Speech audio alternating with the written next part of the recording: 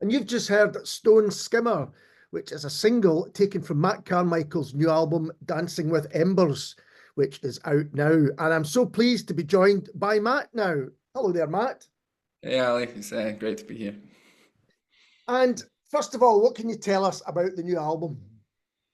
New album, I guess it's the most, I've kind of background in jazz saxophonist. I've always had sort of folk influence in my music before. This is probably the most folk influenced non-jazz album.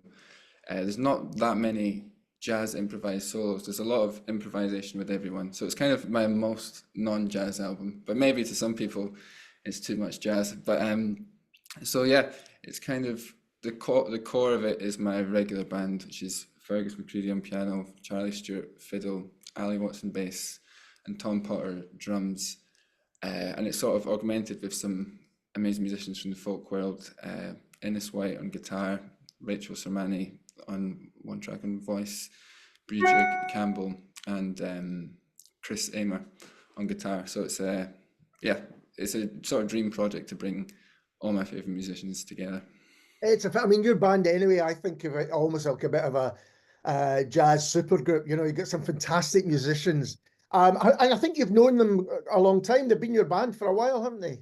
Yeah, we all sort of, apart from Charlie came a bit later, but the core quartet we sort of grew up playing in our teens. So like, yeah, I feel really lucky like to play with these amazing musicians. But it was sort of these were the jazz musicians we knew um, growing up, and it's so nice to see them all thrive in their own right.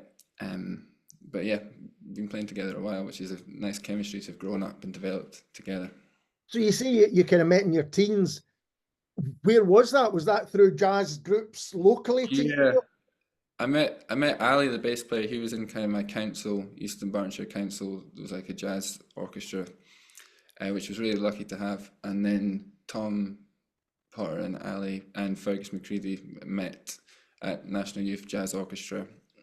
We did a few projects in high school, and that was an amazing thing that sort of brought together everyone sort of learning jazz in different random pockets of Scotland, and like something like that brings everyone together, and you see, this, see the amazing, yeah, the other amazing musicians who are around you, and relationships start to form.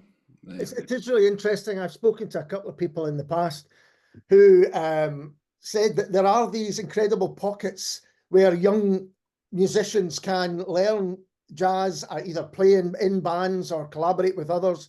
But it's really interesting to know, because I think most people, when they think about starting a band together, it might be at school or something like that. But these were kind of organized groups, weren't they?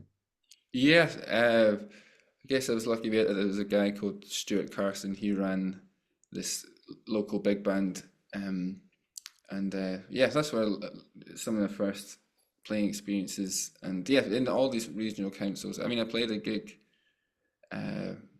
near Inverness recently, and there was a few young jazz musicians coming from Inverness even who had traveled to see this gig, and it was nice to know, because it's sometimes I think it's maybe more in the Central Belt and Fife. There's loads of great jazz in Fife, but yeah, it's nice to reach throughout Scotland. Yeah. And I mean, we'll maybe talk later on about how that the jazz scene in particular is thriving at the moment, but it sounds as though the future's really bright as well, from what you're saying, country wide. But this is your third album, is that right? Yes, that's right. Yeah. Third one. So how has making, or at least recording music, changed over the period of the three? I guess growing in confidence in some ways in my own composition and writing, and the process, because the first one or so you're sort of figuring it out, and yeah, it's just sort of development. So I think my composition is writing, I've grown in confidence and a more stronger writer, and yeah, I guess I had a very clear vision for this album. I wanted it to be like sort of the focus mostly on the song, so the sort of instrumental songs. I guess in jazz sometimes there's a lot more solos and that sort of thing, which I love doing, and maybe I'll do another album like that. But for this one, I wanted it to be very much on the focus on the song, and there's improvisation around it, but like the center of it at all times is kind of the song. So that was sort of the I mean, vision. I mean, the tracks people might not expect from, often, as you say, on jazz albums, because there are different solos, the tracks can be quite long. But in this, it's 3, 4, 5 minute tracks on the whole, more like the length of a traditional song, if you like. Yeah, I think I guess the music you write most recently is influenced by your listening. And I think I just at the time before this was listening to a lot of singer-songwriters and just like really enjoying just just the song and like the structure of a song and the sort of the condensed sort of nature of it, and making every sort of moment matter and count. And so yeah, I think it's very different when we play live though. We sort of take these songs and like it's just a blank canvas for improvisation. So the live gigs are very improvised around all this material, and they won't sound that much like the album. But I think for this album, I kind of wanted to make it a bit more just really direct in that sense. And have you played these songs live? You know how they kind of work live? Yeah, yeah. We sort of don't really make set lists when we play. We kind of the band know the repertoire, and we can sort of dictate songs by sort of musical direction rather than necessarily saying we're going to play this tune. So I guess once we've played the same material a lot of times, and as a jazz musician, it's kind of we just mess with it. So it keeps it fresh. Like I don't think I'd enjoy playing this music just like the album every game. I would in some way, but like I love improvising and taking. It still sounds like this sound world, but it's kind of each live experience is quite different. Again, people maybe don't know this, but improvisation, at least the jazz musicians I've spoken to, is such a big part of playing live, isn't it? About how it goes. Every kind of performance can be different. Yeah, that's what I guess what I love so much about it, and it's also the communication with the musicians. You're always communicating and listening to every single part of the band and seeing where the direction goes. And I like the aspect of not knowing, just going into it like it's a black canvas. Like I don't know, oh, I'm going to play this tune next, or it's quite feels quite exhilarating or fresh each time to sort of go at it as a blank canvas with the framework of the music. But I enjoy doing that. So, in a sense, are you conducting it as a way? You're band leader, and you'll say, right, next we do whatever it might be. Yeah, I guess everyone's got their own sort of. I'm not like a really, really strict band leader. If someone wants to go in a different direction, that's okay. But I don't always articulate everything with words. It's more musical direction or cues rather than always telling everyone this is what I want to do. Maybe a bit more of producer for the recording of the album, but the live gig, I give everyone more free rein to do what they want. And is it partly because you've been playing together for so long that there's an understanding which makes that possible? Yeah, definitely. I guess they all know my music really well by now, and they sort of know how to fit into that sound world. And we trust everyone, and everyone knows each other. Yeah, everyone knows each other's playing really well. So that's how that can sort of work in that sense. And you said there's folk influences on this album. Who are the kind of influences on that side that come in? I'm trying to think. I guess Bridget Campbell was an influence, or just writing for her on the album. Like I wrote a lot of pipe tunes that I could imagine her playing on. Like I think I wrote about 10 or 12. We only recorded a few of them, but that was kind of an interesting educational experience. Just like I was just really listening to her sound and like trying to write melodies within the range of her instrument and what would sound good on her instrument. So yeah, I guess that. Going back, trying to think. I mean, I always loved the band The Gloaming. I really liked that band. Trying to think, maybe nothing like a direct influence on it, but like I was really obsessed with folk music when I went to music college. Right. It was kind of that's when I was studying jazz there, but with given all this jazz, it made me want to listen to anything but jazz. So that's how I got into folk music then, like people like Michael McGoldrick and Martin Hayes and Aidan O'Rourke, and yeah, I just got really fascinated by that sound world. It's really interesting as well. It seems to me that particularly jazz musicians, and it may be to do with studying in a place where there are other types of music being studied also, but there's a real kind of collaborative nature. You know, some people worked in the dance music, some in hip hop even, you know, there's got, and sometimes it's the same musicians doing different things. Is Yeah. that something that you kind of appreciate and see happening? Yeah, I guess all Glasgow, or I live just outside Glasgow, but that music scene, it's a very small music scene, so you can't just like survive or only be, you'd have to, yeah, you'd have to only be going in certain places to just encounter jazz musicians. So I think what's naturally nice about this communities, you sort of you branch out into different genres and different people come together, which is maybe harder in larger cities where there's like a bigger jazz pocket and you can like live within the jazz scene, or a bigger like hip hop pocket. So it's nice in Glasgow. The smallness of it allows sort of pollination between everyone.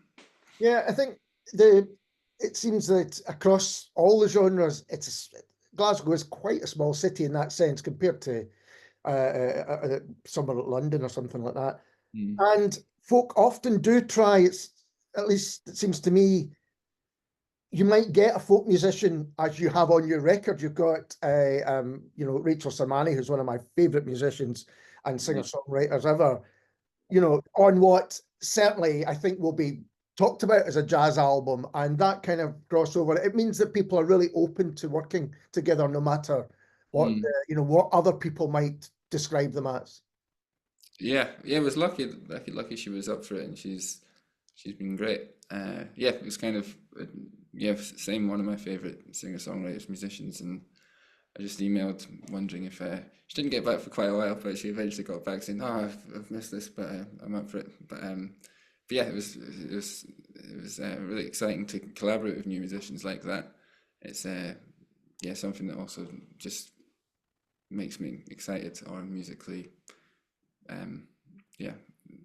Are you quite aware that you want to challenge yourself and your band and not repeat yourself in that way?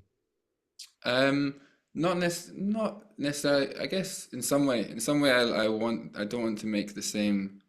I guess my music's kind of labeled jazz folk, but I don't want to make the same sort of album every time. So, like the next album, I don't think it'll be quite different to this, and it'll still be. I think it'll still have a thread. It'll sound like me, but I think musically, I like to keep it fresh, just for myself, and um, it just naturally you sort of get, after you've done one sort of thing, you get interested in a different approach, or you see a path for where the music will lead to next.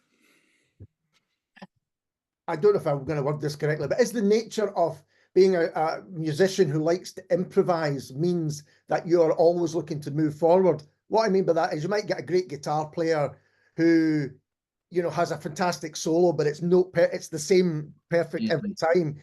And you know that, yeah, I can do that. That's it. But if you're improvising, do you have to kind of learn your instrument better, or learn the kind of just music making has to change?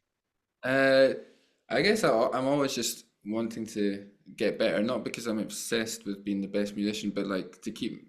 I get excited by different sort of music. I hear this sort of harmony, and I want to learn more about that. It's just like, I guess every musician is learning throughout their whole life, and like adding to what they know in their sound world and what they can hear, and that's something I love about music, and like hearing new things that excite me.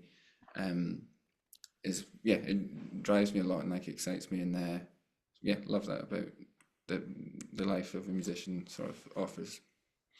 And am I right in thinking you play some piano in this album? A little bit, yeah. I never really planned to play piano on it, but sort of I write all my music on piano and spend a lot of time playing piano, and in my head I've been surrounded by like some of the best.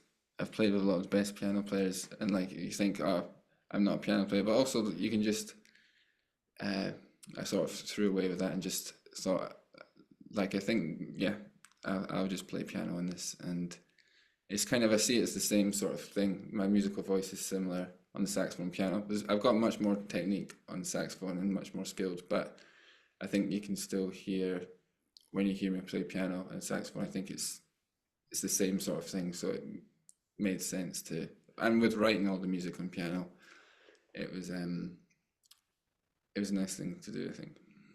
And you mentioned playing the songs live. Are you going to be touring them? Are there any forthcoming gigs that you could let us know about? Yeah, I've got a list on my website. I think we're playing Aberdeen Jazz Festival at the end of this month, and we're playing Queen's Hall at the end of April, and I'm trying to think where else in Scotland. We're in Inverness and Stirling, and yeah, there's kind of a lot of places I've not been to before. Sort of classic, sort of sporadic tour over random places in the UK, and there's a few going to Sweden for the first time at the end of next month as well, and also playing sort of arranging my music for a jazz orchestra in Germany. So that's sort of just finishing that off now, but so sort of expanding the music, but for a larger ensemble. So that's been a fun challenge as well. Do you feel you can take this album in particular different places because it's got perhaps a more of a folk feel and there's a folk circuit, if you like, I know that, around Scotland. Is that something you even consider? Yeah, I don't know. I guess it's hard to, like, some jazz people might be like, oh, this is not a jazz album, Yeah, and folk people will be like, this is not a folk album, and I'm not trying to make yeah, either. So I guess it's hard to. I was unsure with the promotion of this album where it was going to appeal to the same people that have maybe been into my previous albums, but I think it still sounds like me, and yeah, it's hard to know.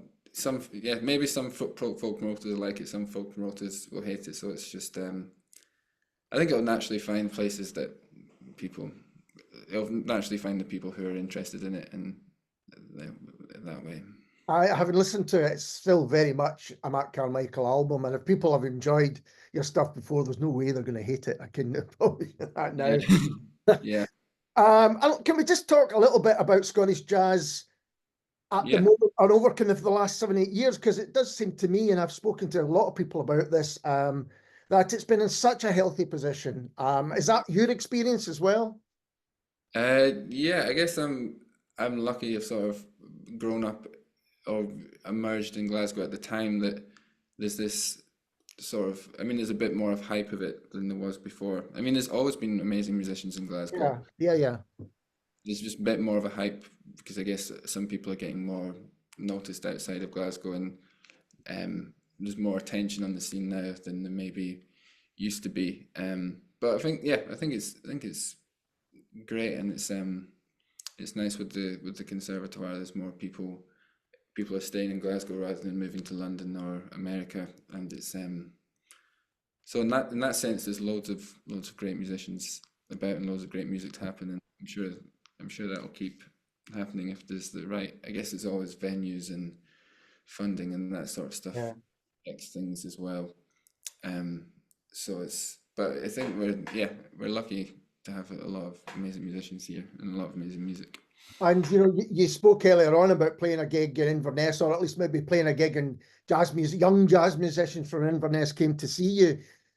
Is it the case then that people still come to the Central Belt, and maybe Glasgow in particular, if they want to, have a career in jazz music in particular, or perhaps music more generally? Yeah, I think Glasgow is really. I mean, you could go to Edinburgh. There are jazz musicians that live in Edinburgh, but I guess the younger scene sort of centered in Glasgow. So yeah, I think at this point you would have to, unless you're like really famous and you can go and live in like Shetland and just do these amazing gigs, which I don't know. There's not many people who can do that, but I think yeah, it's always been the case. So like people have gone to New York, or not like Glasgow's New York, but people have centered around pockets of scenes. sort of always been the case. Yeah, absolutely.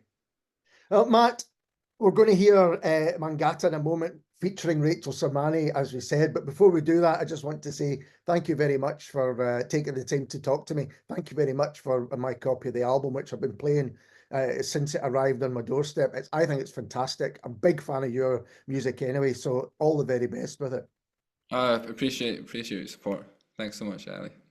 And this is Matt Carmichael featuring Rachel Sermani and Mangata.